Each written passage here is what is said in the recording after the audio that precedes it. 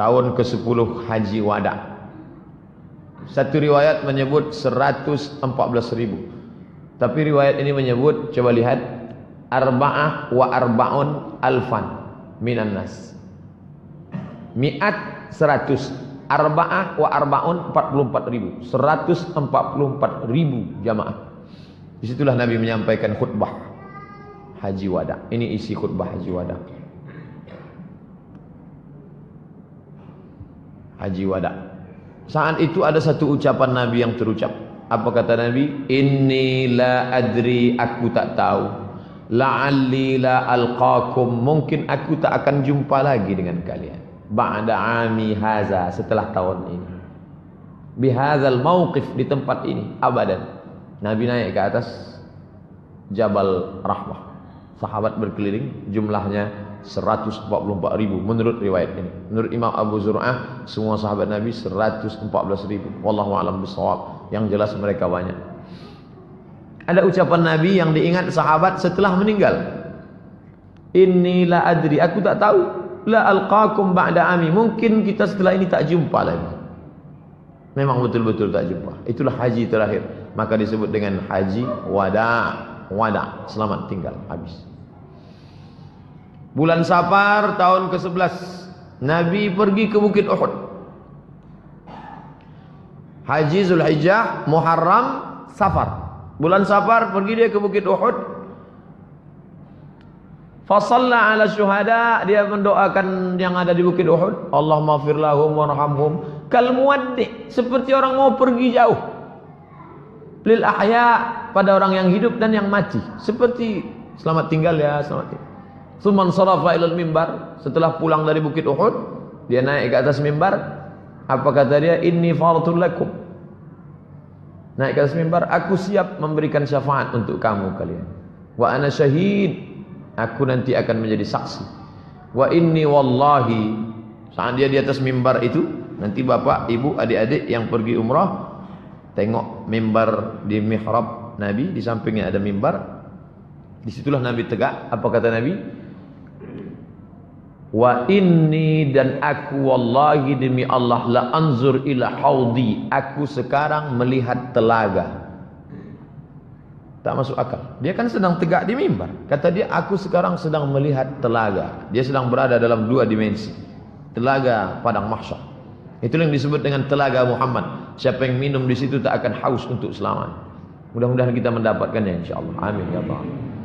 Wa inni u'titu mafatih khazainul ardh. Aku sudah diberikan kunci-kunci segala muka bumi ini. Mafatihul ardh. Wa inni wallahi ma akhafu alaikum an tusyriku ba'di. Aku tak khawatir kalian syirik. Aku tak pernah khawatir kalian syirik sesudah aku mati. Lalu yang dikhawatirkannya apa? Walakinni akhafu alaikum an tanafasu fiha.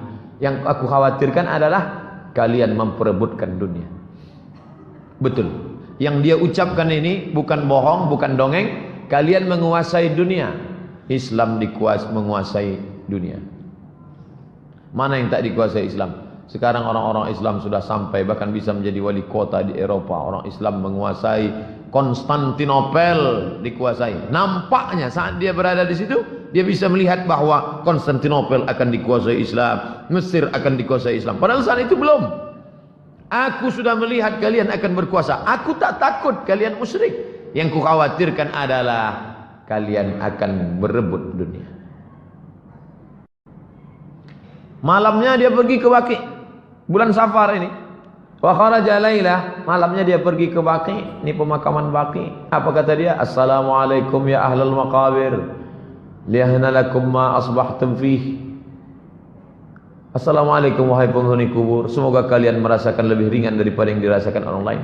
Fitnah-fitnah telah datang seperti sepotong malam yang gelap, yang akhirnya mengiringi yang awal, yang akhir nanti jauh lebih buruk daripada yang awal. Fitnah Abu Jahal, fitnah Abu Lahab, fitnah kafir, fitnah. Tapi yang di akhir nanti lebih mengerikan. Dia sudah bercerita bahwa kita akan mengalami perkara-perkara yang lebih dahsyat, yang luar biasa. Apa kata dia? Inna bikum lahiqun. InsyaAllah kami menyusul kamu. Siangnya pergi dia ke Uhud, malamnya pergi dia ke Baqi ziarah. Senin 29 Safar. Pada tanggal 29 Safar Nabi mengantar jenazah ke pemakaman Baqi. Dalam perjalanan pulang sakit kepalanya. Falamma raja'a, ketika pulang wa huwa fit tariq aqadau sudah sakit kepala. Wattaqadil hararah, panasnya tinggi, suhu panasnya naik. Sampai panasnya terasa di atas kepala. Di bantal itu kalau dia duduk terasa panas, saking panasnya suhu badan Nabi sallallahu alaihi wasallam. Tapi Nabi tetap salat selama sakitnya itu berjamaah 11 hari. Tetap salat berjamaah. Panas pun tubuhnya, tetap dia datang salat berjamaah. Salat berjamaah, salat berjamaah, salat berjamaah. Pekan terakhir sakitnya makin menjadi-jadi. Rasulullah dibawa ke rumah Aisyah. Dibawa ke rumah Aisyah, dipapah oleh Fadl bin Abbas dan Ali bin Abi Thalib. Keduanya sama-sama sepupunya. Fadl anak Abbas, Ali dibopong, dibapah karena dia tak bisa berjalan. Kemudian Aisyah membacakan Al-Falaq, dibacakannya An-Nas, dibacakannya ayat-ayat doa-doa, kemudian ditiupkannya ke tubuh Nabi, kemudian ditiupkan ke tapak tangan Nabi. Itu maka kalau ada keluarga kita sakit, Fatihah, Qul Falaq, Qul Huwallah, Qul Falaq, wa binas, tiupkan ke tapak tangan, diusapkan ke wajah, ke kepala, ke badan. Aisyah mengambil tangan Nabi, Aisyah membaca, ditiupkannya ke tapak tangan Nabi untuk mengambil barokah. Roja al-barakah, mengharapkan barokah dari tapak tangan Nabi sallallahu alaihi wasallam. Hari Rabu 7 Rabiul Awal. Suhu panas Nabi makin tinggi.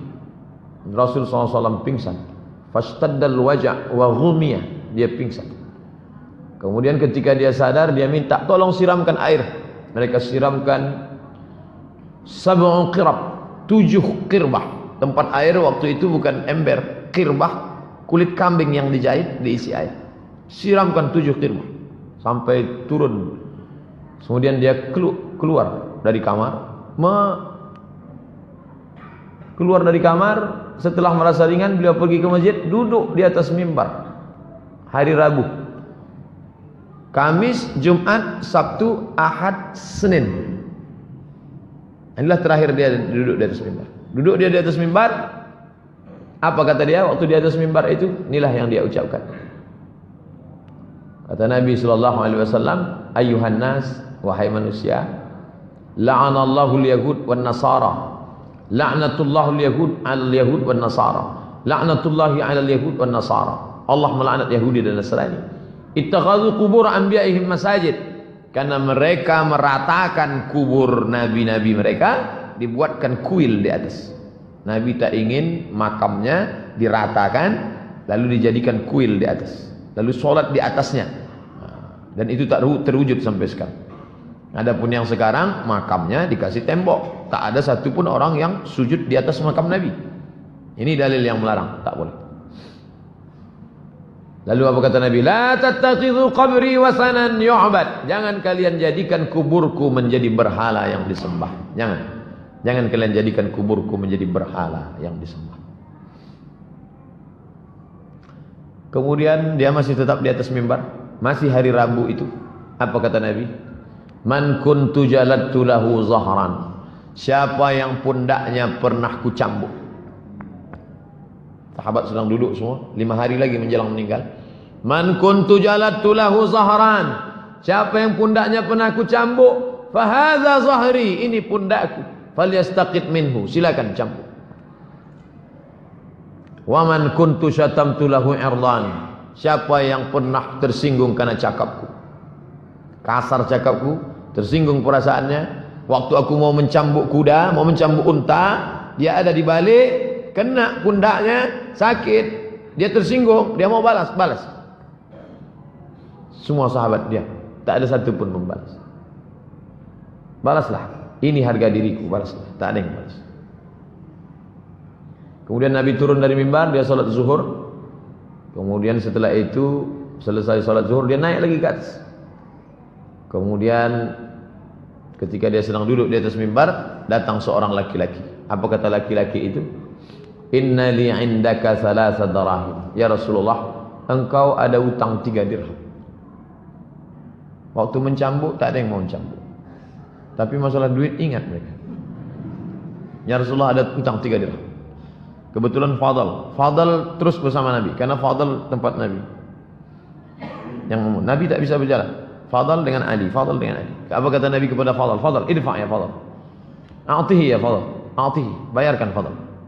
Jangan sampai di akhirat. Tengok, Nabi tak ingin mati dalam keadaan berhutang. Nabi tak ingin menganiaya orang. 5 hari, Rabu, Kamis, Jumat, Sabtu, Ahad, Senin. Kamis 7 Rabiul Awal.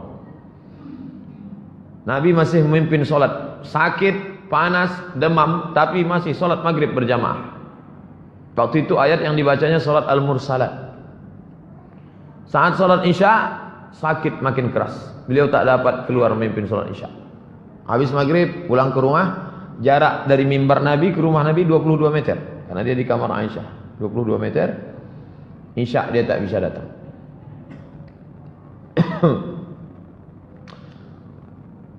Isya makin parah sakitnya.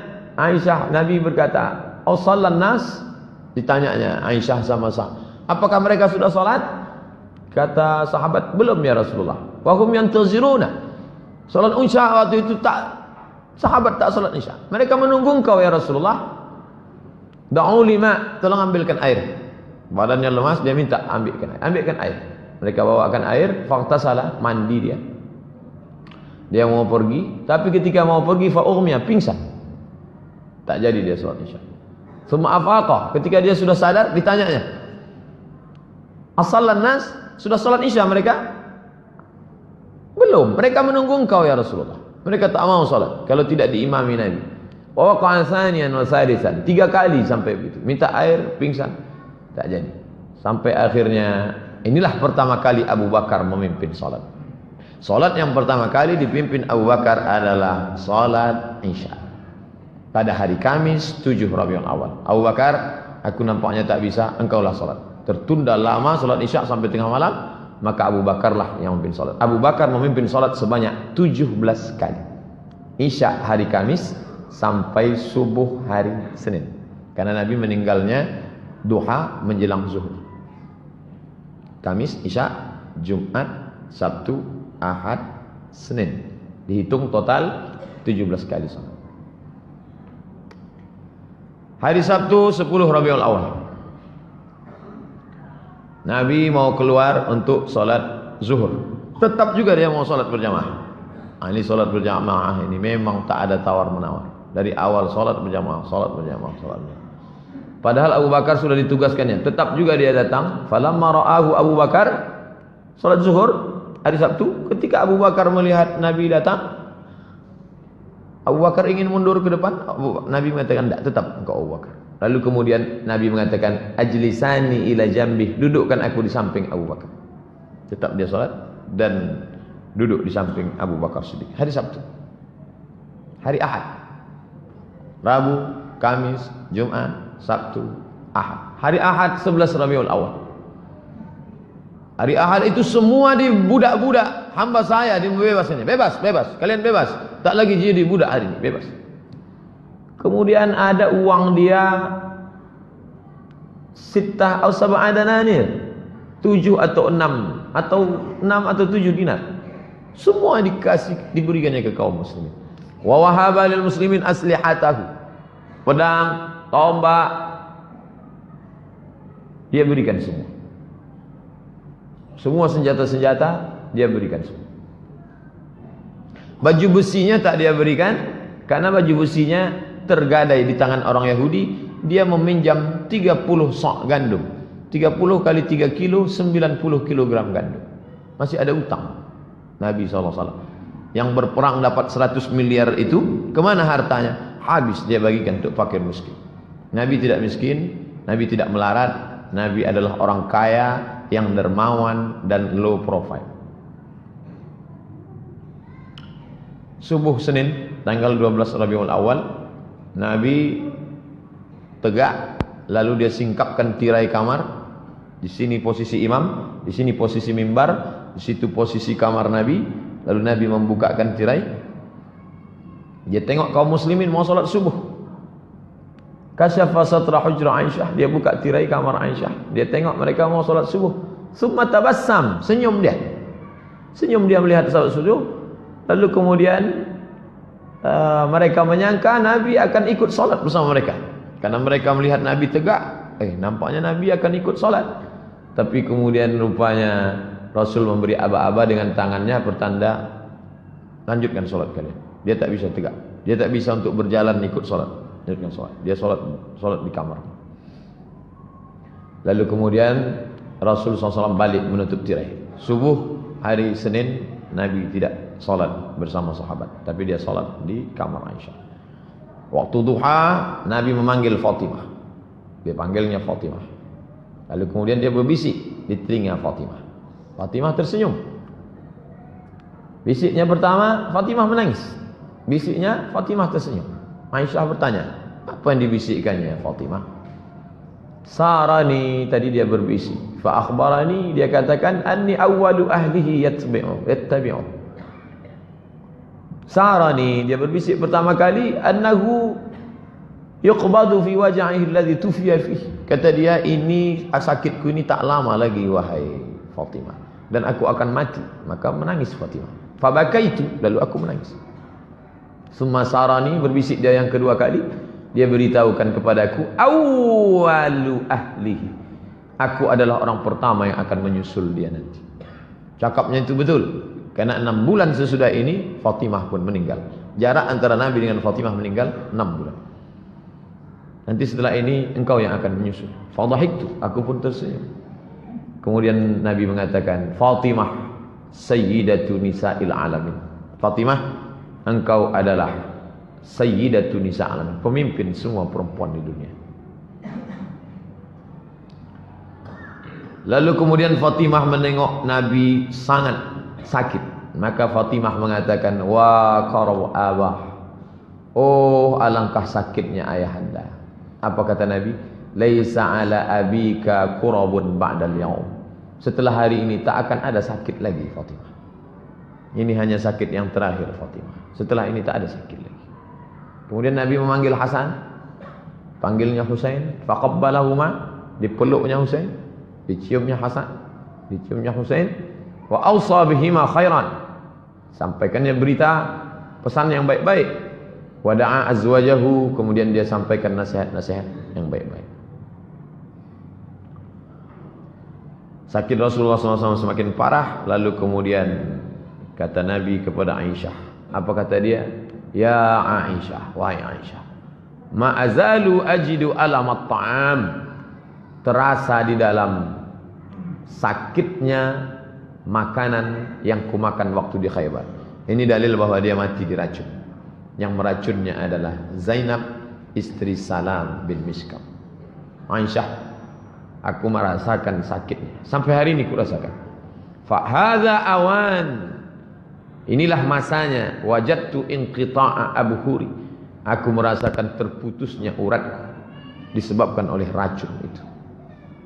Terputus uratku disebabkan oleh racun itu. Lalu kemudian ditutupkan kain penutup ke wajah Nabi.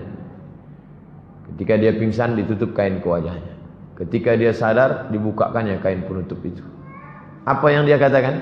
La'natullah 'alal yahud wan nasara. Allah melaknat Yahudi dan Nasrani. Ittakhadhu qubur anbiya'ihim masajid.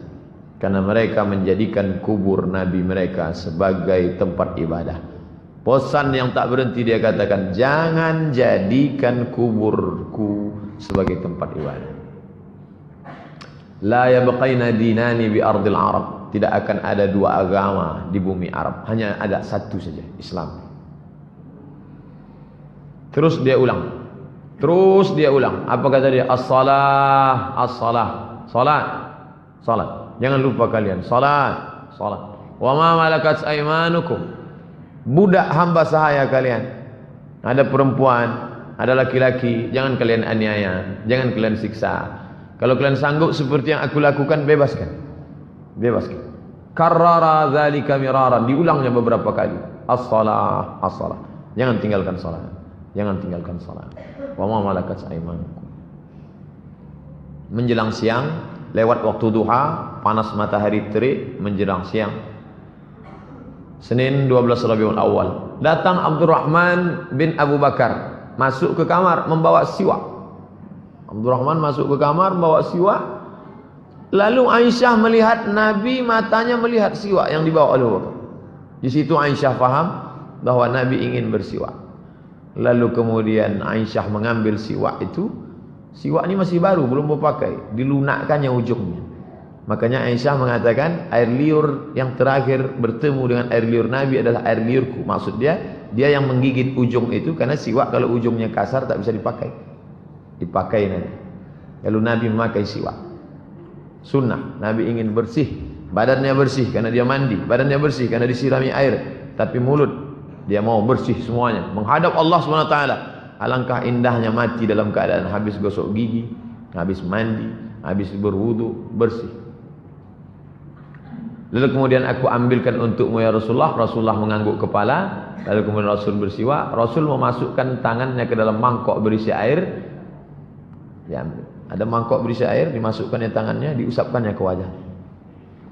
Apa kata dia saat itu? La ilaha illallah, inna lil mauti sakarat. Tak ada Tuhan selain Allah. Inna lil mauti sakarat. Sesungguhnya mati itu ada sakarat. Sakaratul maut yang sangat luar biasa.